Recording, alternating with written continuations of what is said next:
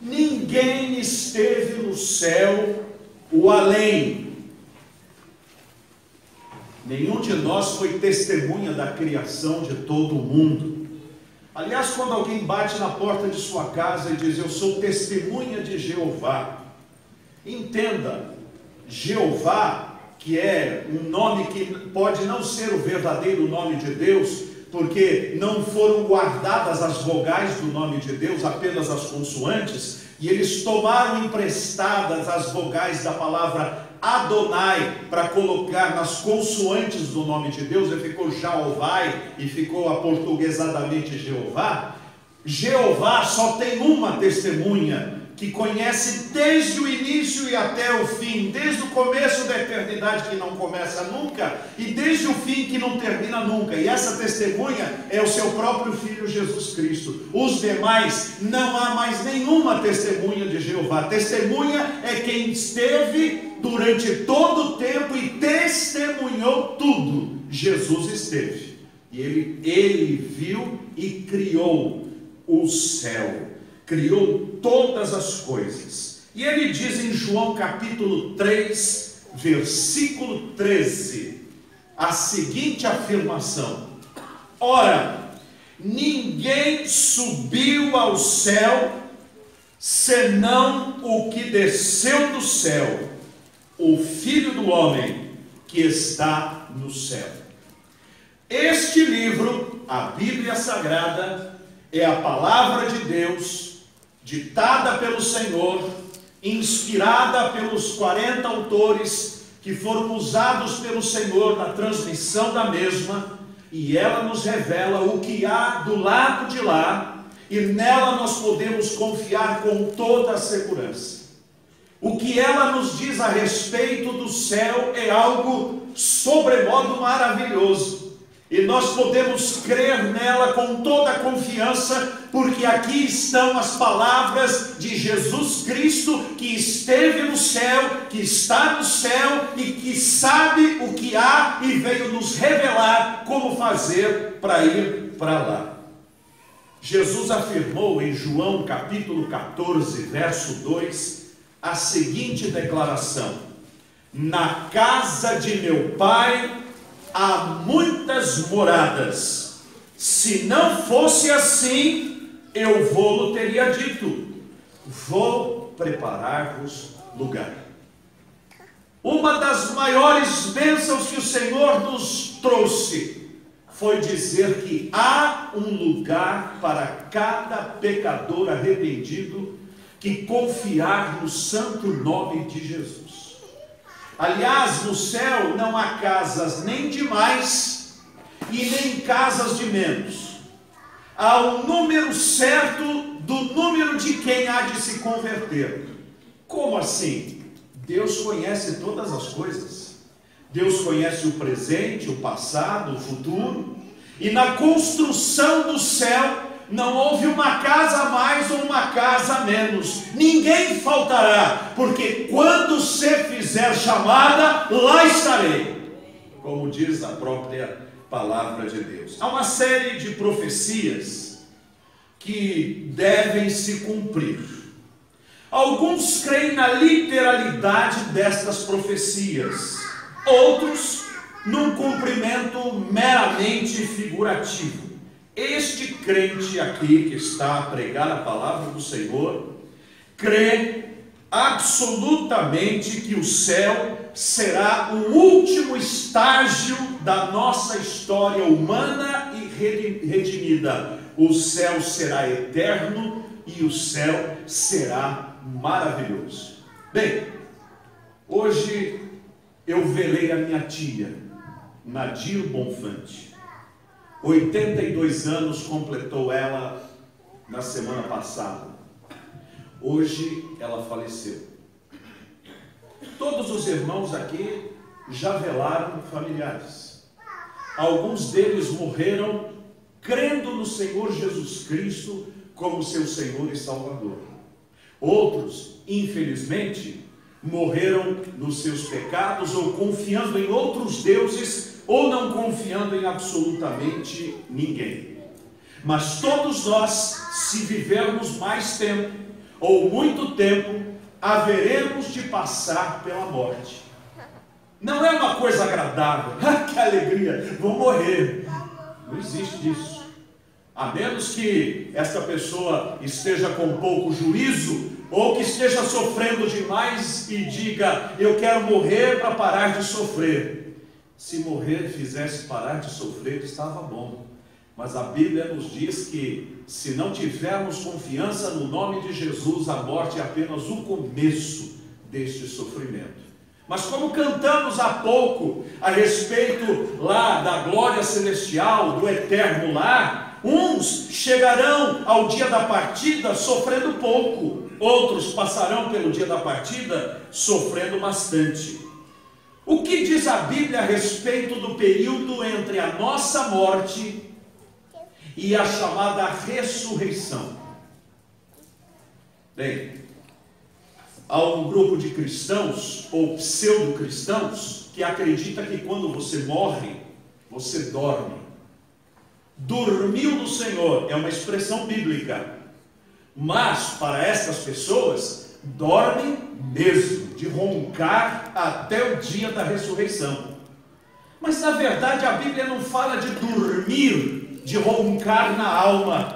Ela fala de um corpo que dorme, não de uma alma dormente. É isso que está na Bíblia. Por exemplo, Jesus Cristo foi crucificado ao lado de um ladrão. De dois, na verdade, mas um deles arrependeu-se dos seus pecados. E arrependido pediu: Senhor, lembra-te de mim quando vieres no teu reino.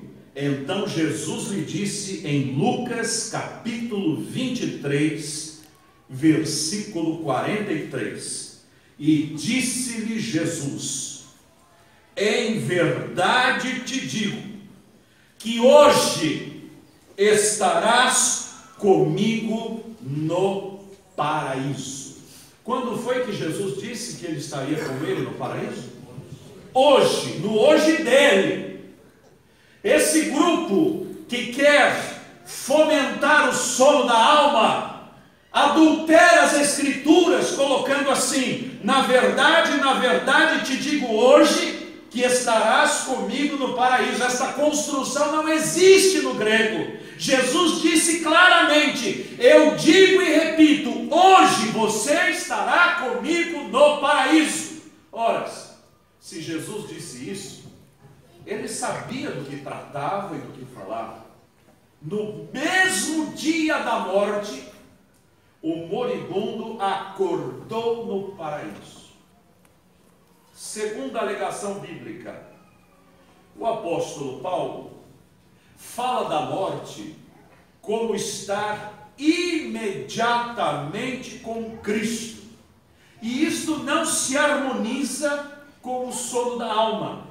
Veja aí em Filipenses, capítulo 1, versículo 23. Mas de ambos os lados estou em aperto, tendo desejo de partir e estar com Cristo, porque isto é ainda muito melhor. Paulo dizia que no momento em que ele partisse desse mundo, ele estaria o quê? Dormindo ou com Cristo? Acabamos de ler aqui. Ele estaria dormindo ou estaria com Cristo? Com Cristo. Senão ele diria: tenho desejo de partir e dormir. Mas ele disse: eu tenho o desejo de partir e estar com Cristo. Se ele fosse estar com Cristo daqui uns 5.000 anos, 10.000 anos, 20.000 anos, ele diria: eu quero ficar o máximo de tempo aqui, porque depois eu vou dormir muito tempo.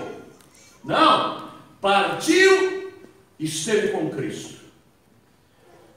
Terceira alegação bíblica: João, o apóstolo, ao receber a revelação do Apocalipse, fala sobre um tal quinto selo, que quando foi aberto, mostrou debaixo do altar de Deus as almas que se encontravam aguardando a justiça divina, porque foram os mártires num período da grande tribulação, ou durante todo o período do cristianismo também. Estavam conscientes e estavam no além.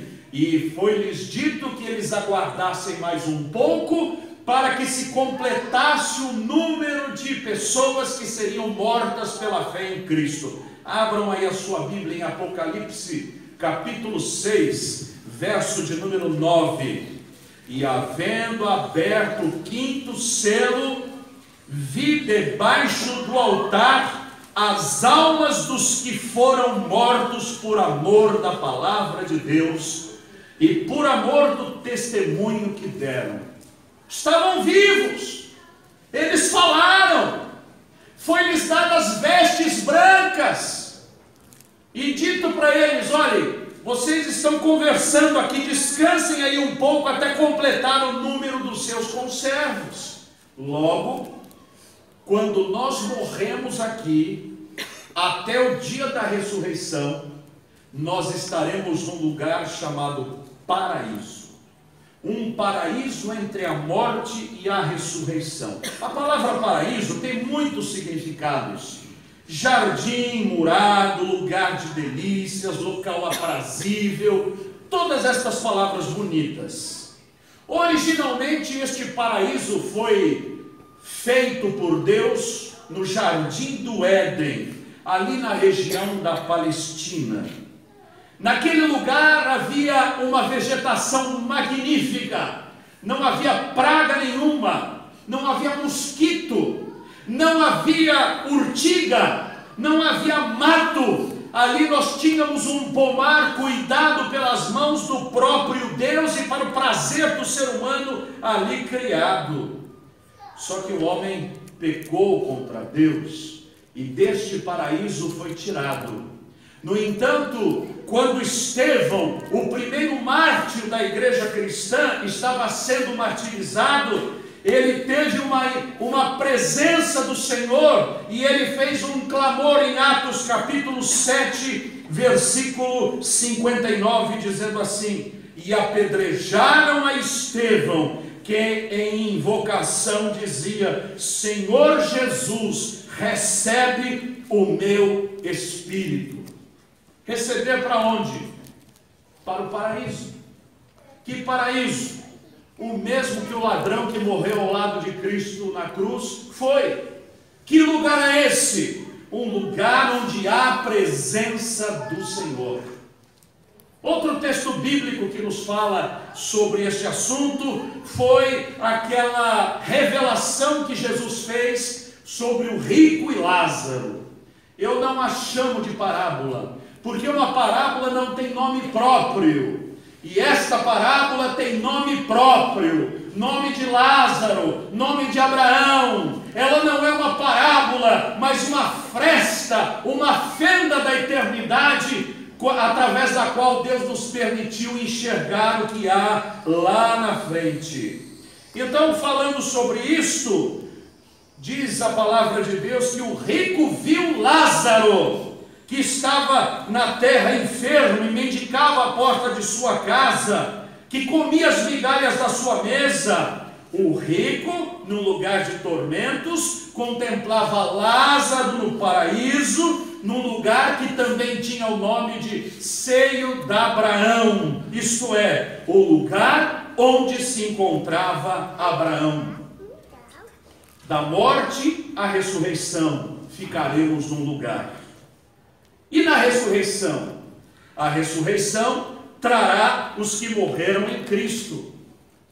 Diz no nosso estudo o seguinte: conquanto o paraíso seja maravilhoso e glorioso, o ser humano ali não está completo. Quando Deus nos criou corpo, alma e espírito. Quando morremos, o corpo fica aqui, mas o ser humano sem corpo não é um ser humano completo. Deus nos fez do pó da terra e Deus nos compôs com esta trindade composta de formação. Logo, o triunfo de Jesus é resgatar este ser humano inteiro, não apenas o seu espírito, mas também a sua alma e o seu corpo. Veja o que está escrito em 1 Coríntios, capítulo 15, verso 55. Onde está, ó inferno, a tua vitória? Veja o que está escrito em João capítulo 11, versículo 25. Disse-lhe Jesus: eu sou a ressurreição e a vida. Quem crê em mim, ainda que esteja morto, viverá. E ainda há em 1 Coríntios capítulo 6, verso 14, a seguinte afirmação: ora, Deus, que também ressuscitou o Senhor, nos ressuscitará a nós pelo seu poder.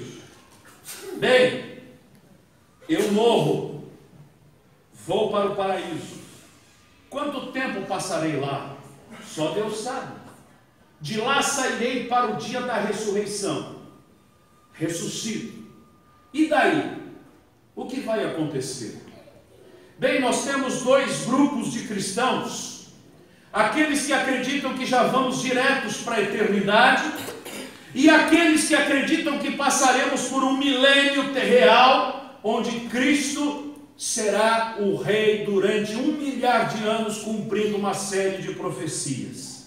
Este pregador que aqui fala, crê na literalidade deste milênio, como vários hinos do cantor cristão também creem. O milênio de Cristo inaugurar, vem teu milênio, vem reinar em teu milênio. O que seria esse período? Seria um período onde os cacos da terra, depois de uma grande catástrofe, com pouquíssimos sobreviventes, haveria uma intervenção divina, e nesta intervenção divina, Jesus voltaria dos céus com os seus santos, com os seus cristãos, com os seus filhos que ressuscitaram, e com o grupo que foi transformado no dia do arrebatamento, e se estabeleceria num lugar chamado Arraial dos Santos. E ali daquele lugar o mundo se tornaria um paraíso planetário. Seria um período simplesmente maravilhoso, onde profecias como aquela que dizia que o leão comerá palha como boi, o lobo e o cordeiro juntos se apacentarão, não farão mal nem dano algum ao meu santo monte. Um período de paz para todo mundo, num convívio, aqueles que ressuscitaram e foram transformados, e aqueles que sobreviveram da catástrofe, que ainda não passaram por este processo. E este lugar seria em Jerusalém, como diz Apocalipse capítulo 20, verso 9. Quando este Arraial dos Santos chegar ao seu ápice, e 1 milhar de anos passar, um milênio onde Satanás estará preso, um milênio onde o diabo não operará absolutamente nenhuma violência no planeta. Depois diz-nos a Bíblia que por um pouquinho de tempo ele será solto, e basta soltá-lo por um pouco de tempo para que ele reúna todos aqueles sobreviventes, aquelas nações, contra o chamado Arraial dos Santos. E aí nós encontramos no capítulo 20, verso 9 do livro de Apocalipse o seguinte: e subiram sobre a largura da terra, e cercaram o Arraial dos Santos e a cidade amada, e de Deus desceu fogo do céu e os devorou. O Arraial dos Santos e tudo vai acabar. Vamos tentar voltar lá.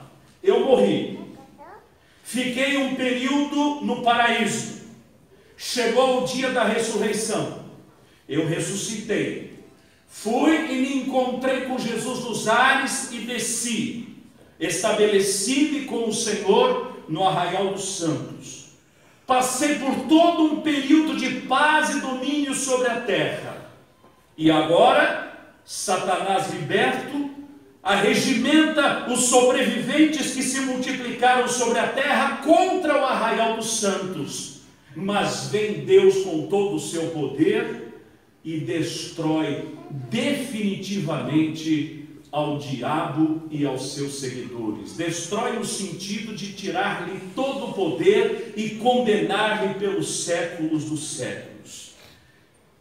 E aí, vamos para onde? Aí vem o céu. Aí vem o que nós chamamos de a eternidade. Aí vem a santa esperança daqueles que fizeram de Jesus Cristo seu Senhor e Salvador. Bendita esperança que já começa a sua realidade no dia da nossa conversão.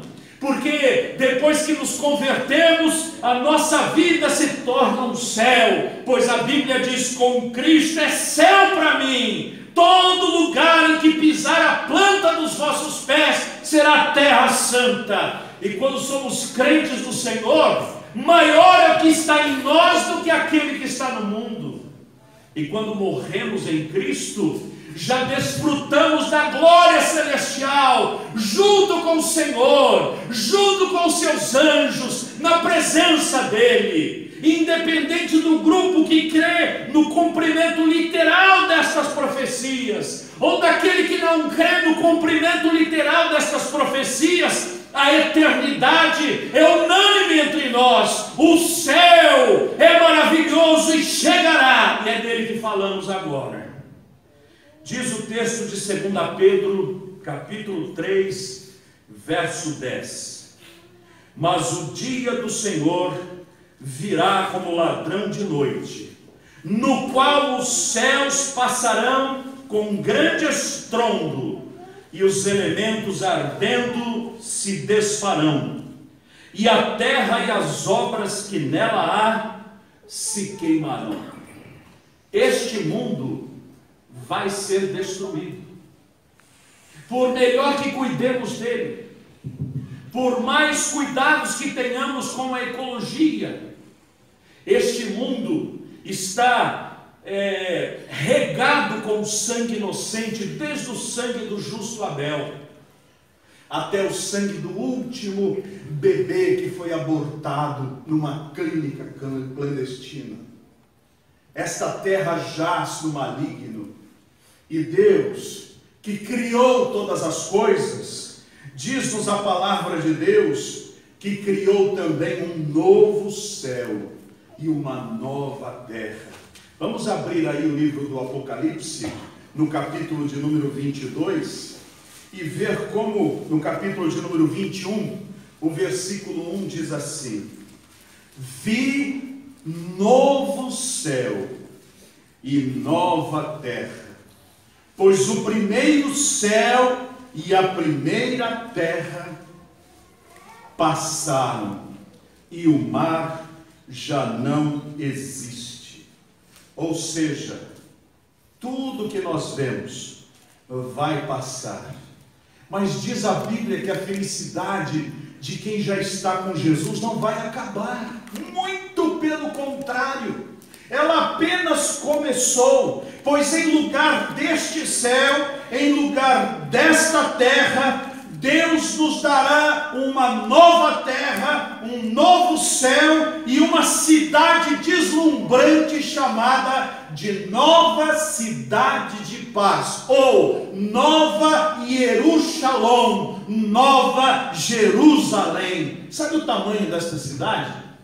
Segundo as anotações do livro de Apocalipse, 2 quilômetros de largura, 2.200 quilômetros de comprimento e 2.200 quilômetros de altura. Já pensou? Não há um prédio construído que tenha sequer um décimo, um centésimo dessa altura. Mas esta cidade terá esta dimensão astronômica. E o seu material, composto de pérolas, de ouro, pedras preciosas, de uma luminosidade própria, vinda do próprio Deus, será a capital do céu na eternidade. Veja Apocalipse 21:16. E a cidade estava situada em quadrado, e o seu comprimento era tanto como a sua largura. e mediu a cidade com uma cana até 12.000 estádios, e o seu comprimento, largura e altura eram iguais. Esta é a cidade. Meus prezados irmãos, certa feita perguntei a um pastor muito querido o que ele pensava sobre o céu. E ele dizia assim: o céu vai ser um grande breu. Eu disse: como é que é? O céu vai ser assim, tudo escuro, não se vê nada, não se pega nada, mas nós estaremos lá felizes, num grande nada. Eu pensei, esse conceito eu já vi no Nirvana, dos indianos, do Buda, mas no conceito cristão não, porque Deus é Espírito. Então eu cheguei em casa e eu disse assim: eu vou jogar a minha Bíblia no lixo, porque a Bíblia fala tão diferente disso. Olha, eu raciocinei da seguinte forma: o arquiteto de todo este universo é um só.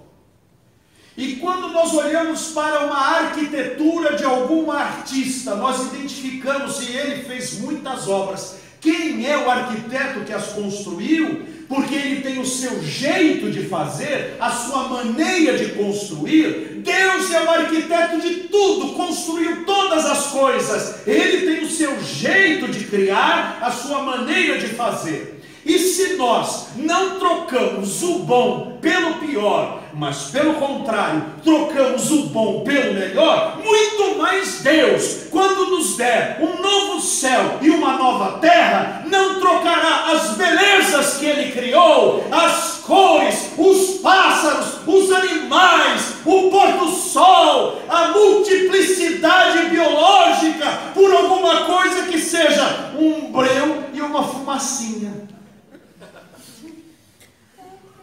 Muito pelo contrário, diz o apóstolo Paulo, agora vemos como que por um espelho. Eu costumo tomar banho e fechar a janela, então faz aquela fumaceira. E aí quando eu vou me pentear, eu digo: eu sumi, porque eu olho para o espelho e não me vejo. Então eu passo a toalha, fica mais ou menos, eu vejo alguma coisa minha. Não que se eu visse tudo resolvesse para me arrumar, mas eu vejo algo meu, porque eu estou olhando no espelho. Mas diz o apóstolo Paulo que lá nós veremos face a face. As coisas agora estão disformes, estão estragadas pelo pecado, mas lá as coisas serão melhores ainda. Se aqui Deus dizia na sua obra de criação, e tudo quanto Deus fez, Ele disse: isto está bom, isto foi bom, e Deus disse: isto é bom. Ora, se Deus disse que tudo é bom, creiam-me, meus irmãos, o céu será muito melhor que isto.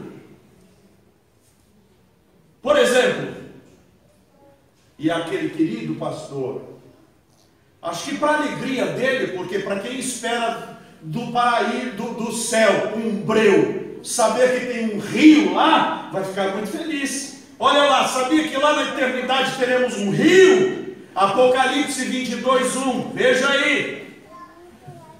E mostrou-me o rio puro da água da vida, claro como cristal, que procedia do trono de Deus e do Cordeiro. João viu o rio. Este rio não é uma imaginação. Este rio não é apenas uma ilusão, uma fábula para explicar alguma coisa espiritual. Rio é corredeira de água. João viu um rio na eternidade. Lá haverá árvore, haverá uma praça e haverá fruta. O que, pastor? Vai aí em Apocalipse 22:2. Porque aqui nós não estamos falando daqui, estamos falando de lá. No meio da sua praça e de um e de outro lado do rio estava a árvore da vida, que produz 12 frutos, dando seu fruto de mês em mês, e as folhas da árvore são para a saúde das nações. Lá vai ter calendário, mês e mês. Vejam a gloriosa manifestação de Deus, quando este mundo que Ele criou para nós se desgastou por causa do pecado. Então o diabo poderia dizer assim: destruí a tua criação, não é, Senhor? Você estragou, mas Deus fez melhor. O que Deus faz depois é 1000 vezes melhor, porque Ele não troca o bom por um menos bom, Ele troca o bom pelo ótimo. Até cavalo eu vi lá. Veja aí, Apocalipse 19:11. E vi o céu aberto, e eis o quê? E eis um cavalo branco, e o que estava sentado sobre ele chama-se Fiel e Verdadeiro, e julga e peleja com justiça. Olha que coisas maravilhosas que nós encontramos na palavra de Deus. Outra coisa, lá os corpos serão reais, terão roupas, não serão etéreos, imaginários, fumacinhas. Vamos para Apocalipse capítulo 7, verso 9, quando fala a respeito daquelas almas debaixo do altar. Apocalipse 7, 9. Depois destas coisas olhei, e eis aqui uma multidão a qual ninguém podia contar, de todas as nações, e tribos, e povos, e línguas, que estavam diante do trono e perante o Cordeiro, trajando vestes brancas e com palmas nas suas mãos. Ele viu, ele contemplou. Deus nos dá do lado de lá uma completude, Ele nos completa, Ele nos faz íntegros, porque quando Deus criou o homem, Ele o criou completo. E lá no céu nós teremos consciência restrita, não nos lembraremos de tudo que passamos aqui. Vamos ver? Apocalipse 21, 4. E Deus limpará de seus olhos toda lágrima, e não haverá mais morte, nem pranto, nem clamor, nem dor, porque já as primeiras coisas são passadas. Aquelas pessoas que se conheceram aqui na terra, crentes, e que nós tivemos oportunidade de com elas conviver, nós poderemos encontrá-las, vê-las, e nos lembraremos seletivamente destas memórias. E onde que isso está na Bíblia? Que nós nos conheceremos nos céus? Bem, a Bíblia é a palavra de Deus, e nós devemos manejá-la bem, para que compreendamos segundo o que está escrito. De onde vem a afirmação que nós nos conheceremos nos céus e que teremos uma consciência restrita? O que seria uma consciência restrita? Vamos pegar o caso de uma mãe que tem 5 filhos. 3 se converteram, 2 foram para o inferno. Imagine o que é uma mãe no céu a pensar em 2 filhos que estão condenados no lago de fogo e enxofre. Eu pergunto, é céu para ela? É céu para ela? Não, não é céu. As memórias que edificam são preservadas, as memórias que não edificam são passadas, porque Deus, para a sua honra e para a sua glória, fará com que toda lágrima seja enxugada. Lágrimas de tristeza, diga-se de passagem, porque aqui, dependendo da dos nossos ancestrais, da nossa familiaridade, alguns choram de alegria. Eu sou descendente por parte de meu pai de portugueses e de judeus. Por parte de minha mãe sou descendente de italianos, de genoveses. Então eu choro mesmo. Mas vai fazer um alemão chorar. Um alemão me procurou, pastor, disse: meu pai morreu. Já enterrei. Assim, e ele amava o pai dele. Mas a expressão da emoção não é como eu, italiano, minha mãe morreu, meu Deus. São naturezas. A gente chora também de alegria. Ai, que festa! O dia que essa menina nasceu, como eu chorei! O dia que o Josué Elias nasceu, como eu chorei! Esse tipo de alegria será preservada. Não sei se lá, com nossa transformação física, ainda poderemos chorar de alegria, mas alegres ficaremos, mas lágrimas de dor nunca mais, porque o Senhor enxugará todas elas. Como que nos conheceremos nos céus? Primeiro, Abraão continuou Abraão no céu, e foi reconhecido pelo rico como Abraão, que também conheceu a Lázaro, que era Lázaro na terra. Abra aí em Lucas capítulo 16, verso 24. Lembrem-se de onde está esse texto. Jesus está contando: havia um rico e havia um Lázaro. O Lázaro mendigava aos seus pés. O Lázaro morreu e foi levado pelos anjos ao seio de Abraão. O rico morreu e acordou no lugar de tormento. É aí que está inserido esse texto. Lucas 16, 24. E clamando o rico, disse: pai Abraão, tem misericórdia de mim, e manda Lázaro que molhe na água a ponta do seu dedo e me refresque a língua, porque estou atormentado nesta chama. Ora, Abraão continuava sendo Abraão. O rico, o Lázaro, continuava sendo Lázaro. Nós não perdemos a nossa personalidade no além, como querem os espíritas, onde em cada encarnação, segundo as suas vãs filosofias, eles assumem uma sexualidade, um nome, uma história. Então, na verdade, quem é João já foi Maria, Sebastião, Joaquina, Eustáquio, Maomé, Gerúncio e etc. Mas segundo a Bíblia, quem foi João, continua João para sempre. Quem foi Pedro, continua Pedro para sempre. E quem falar: Senhor, meu nome é tão feio, pode ter certeza que lá você vai ter um novo nome, viu? E eu também.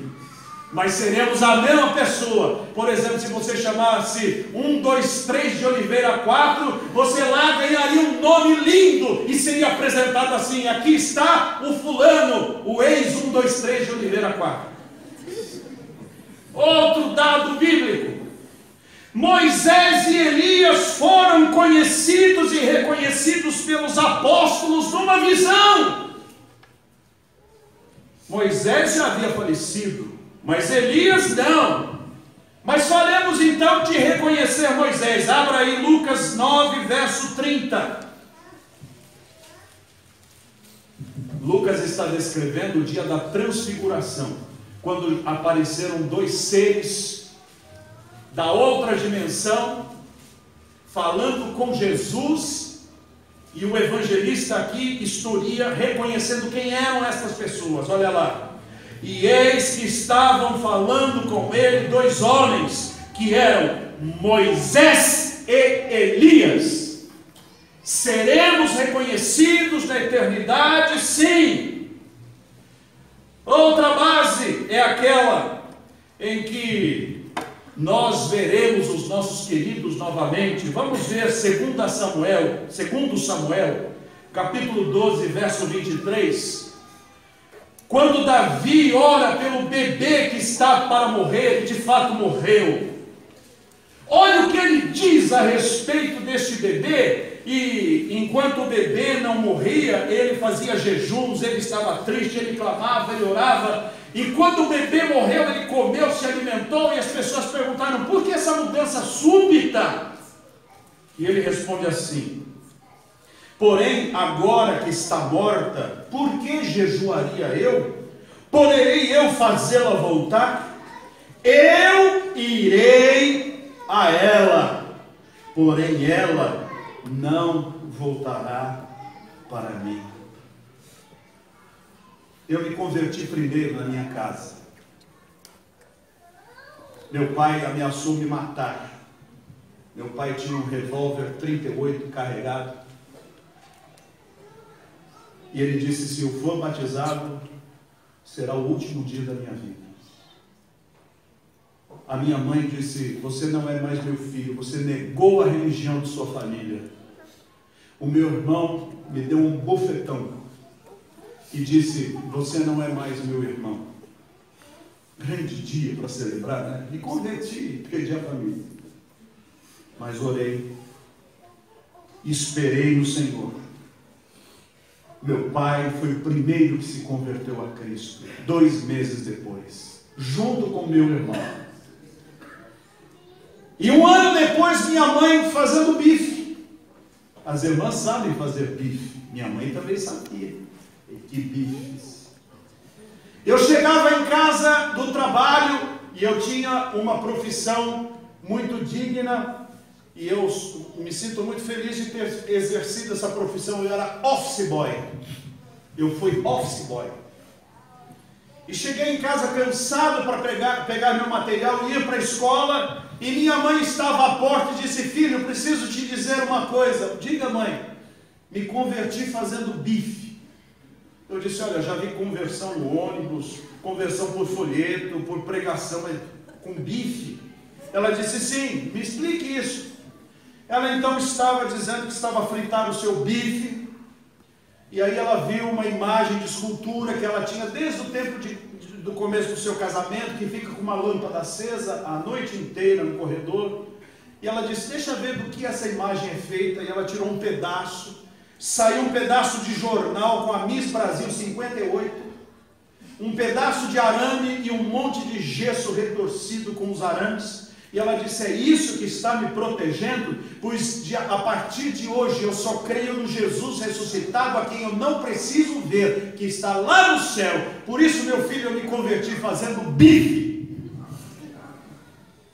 Eu disse: amém pelo bife. Mamãe já morreu, papai também, meu irmão não. Sinto saudades. E segundo a palavra de Deus, um dia eu vou reencontrá-los. Não estarão do jeito que eu os vi quando morreram, porque estavam debilitados. Terão corpos glorificados. E qual será o nosso corpo na ressurreição? Como é que veremos os nossos queridos na ressurreição? Aquele que foi abortado e que foi alcançado pela graça do Senhor porque era um ser humano. Aquela criancinha de 3 anos que morreu, ou aquele velho de 150 anos que faleceu, como é que eles estarão? Vejam aí no que diz a palavra de Deus, no texto que está em 1 João capítulo 3, verso 2. Qual vai ser a estatura do nosso corpo? 1 João capítulo 3, verso 2. Amados, agora somos filhos de Deus e ainda não é manifestado o que havemos de ser. Mas sabemos que quando Ele se manifestar, seremos semelhantes a Ele, porque assim como Ele é, o seremos nós também. Assim como é, o veremos. Ou seja, o padrão de ressurreição para todos nós é a medida da estatura de Cristo, como diz Efésios, capítulo 4, verso 13. Diz assim: até que todos cheguemos à unidade da fé e ao conhecimento do Filho de Deus, a varão perfeito, à medida da estatura completa de Cristo. O Senhor Jesus morreu entre 33 e 35 anos. O Senhor Jesus não era nem jovem e nem era velho, ele estava no apogeu da sua vitalidade física. E quando nós ressuscitarmos, se formos velhos, sofreremos uma regressão. E se somos crianças demais, sofreremos um avanço. E chegaremos à medida da estatura de varão perfeito, porque o Senhor nos transformará com a força do seu poder. Quem era cego terá vistas, quem era mudo terá goela para falar, quem era surdo escutará, porque teremos corpos perfeitos na presença de Deus. Voltando àquilo que dizia, vou encontrar, sim, não apenas eles, vou encontrar o pastor Josué Nunes de Lima, o meu grande mestre, pastor da igreja do Jardim Brasil, de quem tenho tanta saudade. Eu vou encontrar os membros da minha igreja que já faleceram, não vou vê-los mais doentes como estavam, e eles também vão me ver não mais gordo como eu estive, mas já estive pior. Mas também já fui bem menor, eu já fui do tamanho da minha filha, há muitos anos atrás. O nosso corpo será semelhante ao do Senhor. Conclusão: o céu é uma santa esperança e uma santa certeza. Teremos esperança de estar lá, mas temos a certeza, porque quem prometeu, cumpre todas as suas promessas.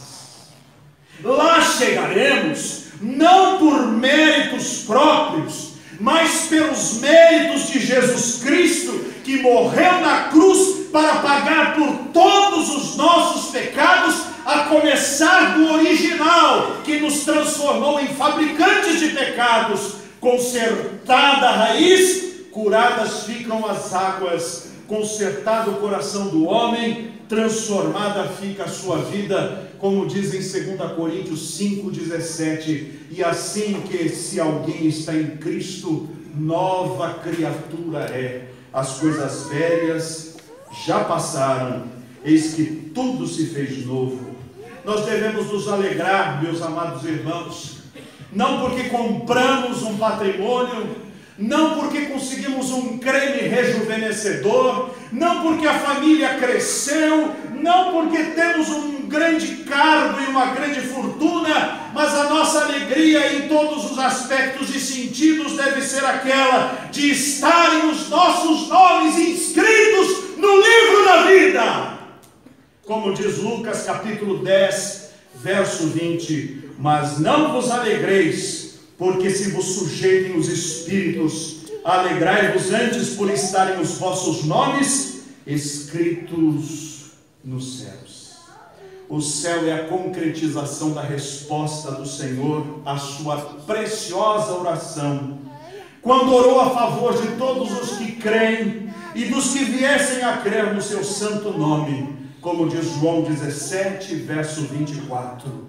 Pai, aqueles que me deste, quero que onde eu estiver, também eles estejam comigo, para que vejam a minha glória que me deste, porque tu me amaste antes da fundação do mundo. E terminando com as palavras do mesmo Salvador, no capítulo 14, verso 3.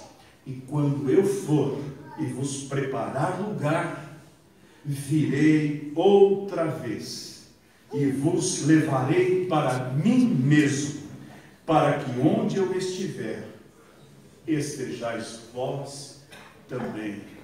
Obrigado, Senhor, por tão grande salvação. Bendito seja o teu santo nome. Amém.